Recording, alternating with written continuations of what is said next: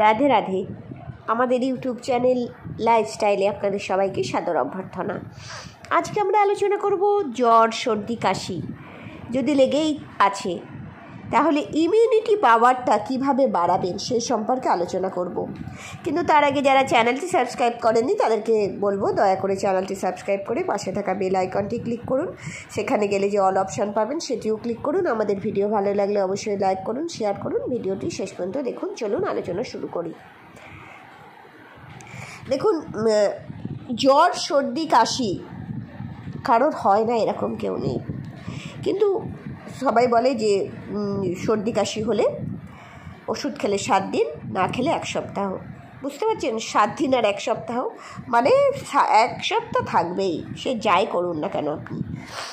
সেই সম্পর্কে আমরা বলবো যে কিভাবে ইমিউনিটি পাওয়ার গ্রো করা যায়।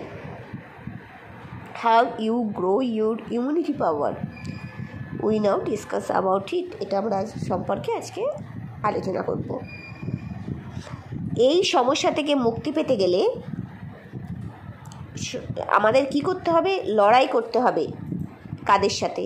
মানুষের সাথে না, রোগের সাথে। কিছু খেতে হবে। ঘরোয়া উপায়ে ইমিউনিটি বাড়াতে গেলে রোজ নিয়ম করে খেতে হবে জোয়ানের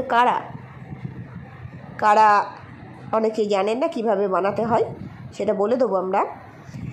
জোয়ানে রয়েছে অ্যান্টিঅক্সিডেন্ট, যা শরীরকে সংক্রমণ থেকে রক্ষা করে। পাশাপাশি রয়েছে অ্যান্টি ইনফ্লেমেটরি, অ্যান্টি ব্যাকটেরিয়াল এবং অ্যান্টি ফাঙ্গাল বৈশিষ্ট্য, যা সর্দি কাশি কমায়। জোয়ানের কাড়াটা কী করে বানাবেন? 8 চামচ জোয়ান নেবেন।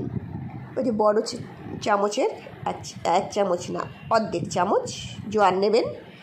তার সাথে নেবেন 5টি তুলসী পাতা, একটু বড় দেখে তুলসী পাতা নেবেন, পরিষ্কার করে ধুয়ে নেবেন। 8 চামচ গোলমরিচ গুঁড়ো, যেটাকে ব্ল্যাক পেপার বলা হয়। 1 টেবিল চামচ মধু। একটি পাত্রে 1 গ্লাস জল নেবেন, দিয়ে জোয়ান দিয়ে দেবেন, গোলমরিচ গুঁড়ো এবং তুলসী পাতা দিয়ে দিন। তারপরে ওই জলটাকে 5 মিনিট ধরে ফুটিয়ে নিন। মিশ্রণটি যখন একটু ঠান্ডা হয়ে যাবে তখন মধু মিশিয়ে নেবেন।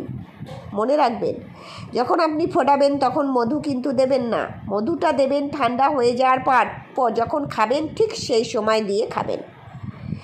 এই যে কাড়াটা বানালেন, তুলসী পাতা, গোলমরিচ গুঁড়ো, তারপরে জোয়ান, তারপরে মধু, এই যে কাড়াটা তৈরি হলো, এটা যে জ্বর, সর্দি, কাশি দূর করবে সেটা শুধু নয়, আপনার পেটের যে সমস্ত অসুখ আছে বা মহিলাদের পিরিয়ডস চলাকালীন যে ব্যথা, পিরিয়ডিক পেইন যেটাকে বলা হয়, তারপরে ব্রণ হয় যাদের, অর্থাৎ পুরুষ এবং মহিলা যাদেরই, টিনেজারদের বেশি হয়, এটা হরমোনাল চেঞ্জ হয় তো এই সময়, সেই জন্য তারাও যদি এই কাড়াটা নিয়মিত খেতে থাকে রোজ, তাদের কিন্তু ভেতর থেকেই তাদের মধ্যে একটা গ্লো দেখতে পাওয়া যাবে, তাদের মধ্যে ইমিউনিটি পাওয়ার বেড়ে যাবে, পেট খারাপের চান্স একদমই চলে যাবে, আর চর্মরোগগুলোও কিন্তু চলে যাবে।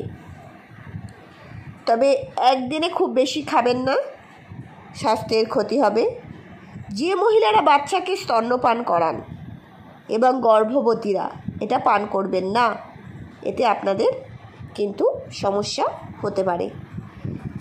এই যে কাড়া, এই কাড়া আবার আপনি মাঝে মাঝে কাড়ার সাথে একটু আদা, তারপরে একটু সাদা জিরেও ওর মধ্যে দিয়ে দিলেন, যা যা জিনিস আছে সবই ঠিক আছে, তেজপাতা দিয়ে দিলেন, কালো জিরে দিয়ে দিলেন, দিয়ে ভালো করে ফুটিয়ে যদি খেতে পারেন তাহলে করোনা, তারপরে আরও নানা রকম যে সমস্ত রোগ আছে সেখান থেকেও কিন্তু মুক্তি পেতে পারবেন।